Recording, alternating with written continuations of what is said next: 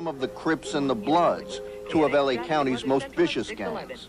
LA police are getting their orders as they prepare for another assault on street gangs. But that was before the Los Angeles Police Department declared war on street gangs in the city. Why being a gang? What's in it for you? What's in it? I mean, you get right? Yeah. Well, you mean some of your friends been Yeah. So For the simple cause. Going down with the Bloods. That's how we feel. We die, it's like we go kill one of them. And they come back. And then it's a feud until they don't want no more, until everybody just drop it. But ain't nobody gonna drop it.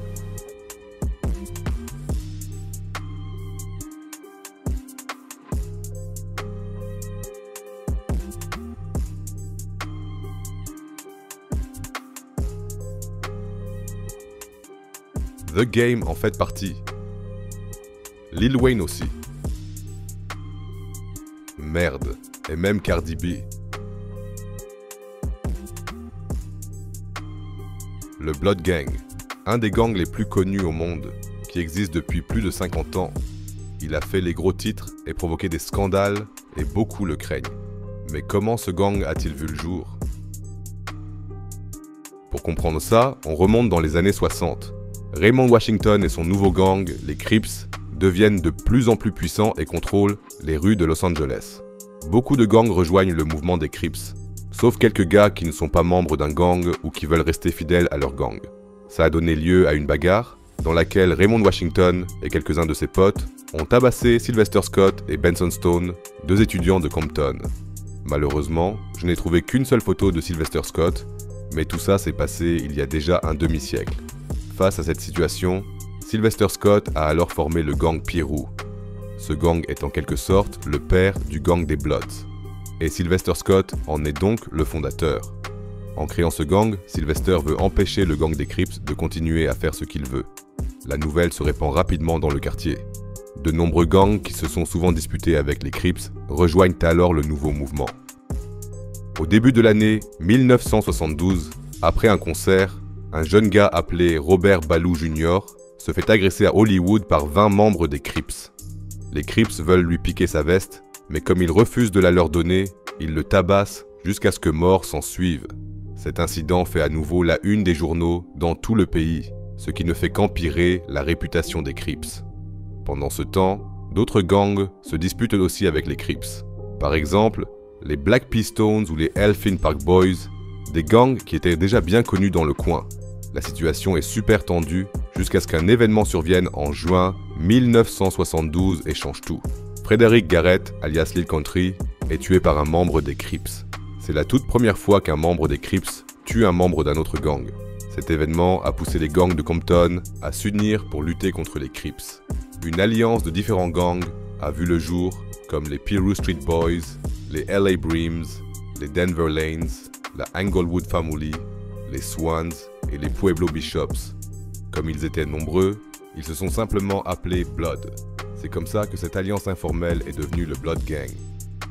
6 ans plus tard, il y a déjà 15 divisions différentes des Bloods, réparties dans toute la Californie. Comme ils sont moins nombreux que les Crips, ils deviennent encore plus violents et radicaux que leurs rivaux. À partir des années 80, ils se concentrent fortement sur le trafic de drogue et n'en font pas mystère, si bien que beaucoup rejoignent le gang pour se faire de l'argent. Comme il n'y a jamais eu de vrai chef, mais que le gang Blood est composé de plusieurs gangs, il y a des règles différentes partout et souvent des disputes entre eux. Malgré tout, le gang Blood arrive à Chicago dans les années 80 et s'y répand très vite, surtout en prison. L'un des gangs qui devient peu à peu Bloods est le People Nation. C'est de là que viennent beaucoup de symboles des Bloods qu'on connaît encore aujourd'hui, comme la couronne. Avec son succès, le gang s'étend ensuite sur la côte Est au début des années 90. Mais ce n'est que lorsque 2 détenus s'allient que le gang prend vraiment de l'ampleur dans l'Est. En 1993, la prison de New York est contrôlée par les Latin Kings et le Natas Gang. Les Latinos sont clairement plus forts que les Afro-Américains et ils en profitent. C'est pourquoi Omar Porti, alias O.J. Mac, et Leonard McKenzie, alias Dead Eye, décident de fonder la United Blood Nation pour se protéger des Latinos. Ils choisissent le nom Blood simplement parce qu'ils commencent à être connus partout à cette époque. Ils acceptent tous les Afro-Américains dans leur gang et peuvent ainsi résister aux gangs latinos. Même si c'est comme ça que les Bloods sont nés à New York, ils n'ont jamais eu la bénédiction de la côte ouest et beaucoup disent encore aujourd'hui que la United Blood Nation n'est pas une vraie bande de Bloods. Mais peu importe, quand le premier membre des Bloods est libéré de prison, le gang se répand dans les rues de New York. Et comme cette branche des Bloods a été fondée en prison, ses membres sont encore plus violents que tous les autres. Sur la côte ouest, il y avait toujours quelques petites règles, comme par exemple ne jamais impliquer de civils dans ses actions. Mais ça, la côte est s'en fichait. Ils voulaient être plus radicaux que tous les autres. Ils inventent par exemple une nouvelle méthode, ils l'appellent Buck 50. Un Buck 50, c'est quand un membre du gang, un type qui n'est pas membre d'un gang, lui découpe le visage avec des couteaux ou des lames de rasoir, pour le dire gentiment. Et ça, de manière si violente que le visage doit être recousu. Il voit tout le monde comme un ennemi, peu importe qu'il fasse partie d'un gang ou pas. Le nom Blood devient donc de plus en plus connu à New York et de nombreux sous-groupes apparaissent comme les Nine Trey Gangsters et les Gangster Killer Bloods, pour n'en citer que deux. La brutalité du gang lui permet de devenir plus important que les Crips sur la côte Est à la fin des années 90. Mais en 2001, O.J. Mack, le fondateur des Bloods de New York, a mis derrière les barreaux à la suite d'un procès RICO. Il écope de 50 ans de prison, ce qui entraîne la dissolution du gang.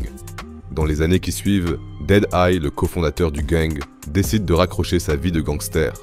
Presque tous les gars qui avaient des postes importants dans le gang ont été tués ou sont encore en prison aujourd'hui. Ça a laissé un grand vide dans le gang et sa structure s'est effondrée, ce qui a provoqué plein de disputes au sein du gang, et c'est pour ça que les United Blood Nation sont encore en partie en guerre aujourd'hui.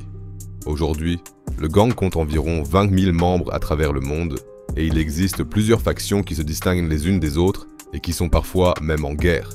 Grâce à l'influence du hip-hop et du cinéma, le gang attire de plus en plus les jeunes qui grandissent dans des quartiers où ils sont plongés dans des guerres de gang. Et c'est comme ça que le nombre de membres du gang augmente chaque jour et que la violence continue. Je trouve vraiment triste ce qu'est devenu la culture des gangs. Ils reprennent juste des noms, si bien que certains gangs n'ont plus rien à voir avec leurs origines. Il y a même des Crips aux Pays-Bas maintenant. Mais qu'est-ce que les Pays-Bas ont à voir avec les origines des Crips? En gros, aujourd'hui, beaucoup utilisent ce nom pour semer la peur et la terreur, alors que les gangs étaient censés servir à protéger. Bon, prochainement, j'essaierai d'aborder autant que possible la rivalité entre les Crips et les Bloods. Mais voilà pour l'instant l'histoire de la création du Blood Gang. Si vous avez plus d'infos, n'hésitez pas à les partager dans les commentaires, car c'est super difficile de trouver des sources fiables sur ce genre de sujet, si vous voyez ce que je veux dire. Restez en bonne santé et à bientôt pour la prochaine vidéo.